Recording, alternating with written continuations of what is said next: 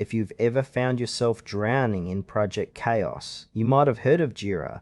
It's touted as a leading project management tool for teams, but is it really worth the hype? Let's dive into what makes Jira tick and if it's right for you. Jira is primarily designed for software development teams, focusing on agile project management. It offers tools for planning, tracking, and releasing software.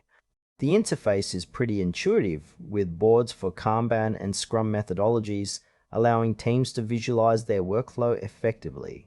You can create user stories, track bugs, and manage tasks all in one place. One thing that stands out is its flexibility. You can customize workflows to fit your team's needs. However, that flexibility can also lead to a bit of confusion, especially for new users. The setup process can feel overwhelming if you're not familiar with project management tools. Jira caters mainly to tech teams, but other departments can also benefit from its features, like tracking non-technical tasks. Still, it might not be the best fit for smaller teams or those looking for something straightforward, as it can feel a bit complex at times. On the positive side, Jira excels in collaboration and transparency. It allows teams to communicate effectively and keeps everyone on the same page. The integration with other tools like Confluence and Bitbucket is a big plus for teams already in the Atlassian ecosystem.